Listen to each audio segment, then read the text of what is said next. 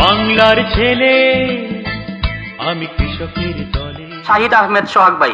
এরপরে পুরস্কৃত হচ্ছেন ফারুক আহমদ আরিফ, ডিএম নাজমুল হোসাইন, ফেরদৌস রহমান, ইয়াসিন রহমান, জাহিদুর রহমান, সাইফুল মাসুম, রিপোর্টার সাজিদ আরাফাত ভাই। সমকালে কাজ করি প্রায় 14 বছর চলছে।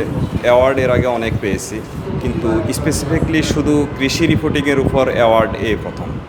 তো যেহেতু আমি কৃষি নিয়ে সমকালে কাজ করি, কৃষি, পরিবেশ, মৎস্য প্রাণী এইসব নিয়ে কাজ করি, এটা আমার জন্য অনেক অনুপ্রেরণা দেবে। আমি অনেক অনিয়ম দুর্নীতির রিপোর্ট যেমন করেছি, এর বাইরে কৃষির পজিটিভ বিষয়গুলো পাঠকের সামনে তুলে ধরেছি। কৃষি বিষয়ক সাংবাদিকতার সবচেয়ে বড় পুরস্কারটা হলো যে আপনি যখন কাজ করছেন তখন কৃষক আসলে আপনার খবরের মাধ্যমে উপকৃত হল কিনা, এটা হলো সবচেয়ে বড় পুরস্কার। ভাষায় প্রকাশ করা যাবে না যে আনন্দটা কীরকম। সাংবাদিকদের সংগঠন যখন সাংবাদিককে পুরস্কৃত করে তখন আসলে মনে হয় যে কাজটা সার্থক হয়েছে। আসলে খুবই ভালো লাগছে। আমি কৃষি নিয়ে কাজ করি প্রায় 4 বছরের বেশি সময়। তো আমি আশা করি যে এটা আমার আগামীর কেরিয়ারে ভ্যালু অ্যাড যোগ করবে এবং আমি আরও ভালো কাজ করতে পারবো। যে কোনো সম্মাননা বা অ্যাওয়ার্ড আসলে কাজের গতিকে বাড়িয়ে দেয়, সেটাকে আরও ভালো কাজ করার অনুপ্রেরণা দেয়।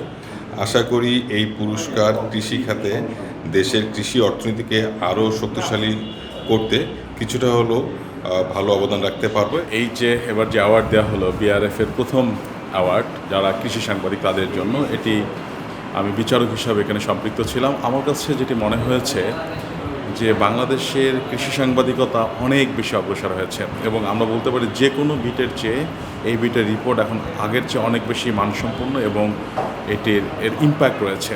কৃষি খাত নিয়ে যারা রিপোর্টিং করে তাদেরকে উৎসাহিত করার জন্য, তারা যাতে এই খাত নিয়ে আরও ভালো ভালো রিপোর্ট করে আমরা চেষ্টা করে যাব এই ধারাবাহিকতা রক্ষা করার জন্য।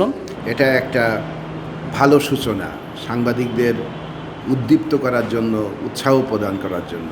এই ধরনের অনুষ্ঠান, এই ধরনের স্বীকৃতি আগামীর কৃষি কেমন হবে, ভবিষ্যতের কৃষি কোথায় গিয়ে পৌঁছাবে, তারাই তো সারা দেশের মানুষকে জানাবে।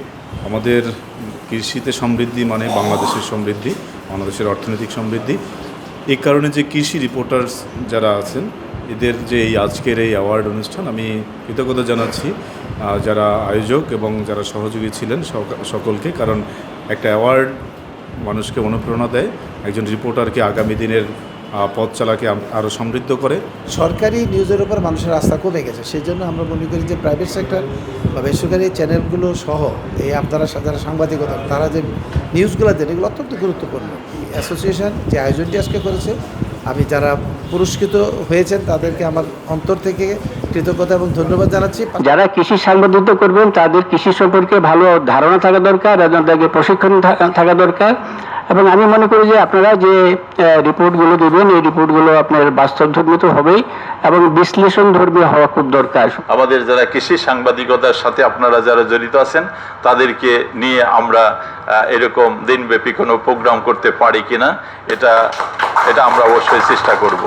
সাংবাদিকতা যারা আপনারা করেন বিভিন্ন ক্ষেত্রে মাঠে যখন যেটা ফসল হচ্ছে সেগুলো আপনারা মনিটরিং করে যে কোথায় কোনো সমস্যা আছে কিনা এবং কোথাও কোনো অনিয়ম হচ্ছে কিনা সেগুলো আপনারা তুলে ধরেন। আমি আপনাদেরকে এর জন্য ধন্যবাদ জানাচ্ছি। নিরাপদ খাদ্য উৎপাদন এবং আরেকটা হচ্ছে কৃষকের উৎপাদিত পণ্যের ন্যায্য মূল্য নিশ্চিতকরণ, এই দুইটা ক্ষেত্রে আপনাদের যথেষ্ট ভূমিকা রয়েছে, সেখানে কাজ করেন। আমি বলবো আপনারা যদি মিডিয়ার মাধ্যমে এই দুইটা বিষয়কে আপনারা ফোকাস করেন, বাংলাদেশ এগিয়ে যাবে এবং সরকারও তার সফলতা লাভ করবে।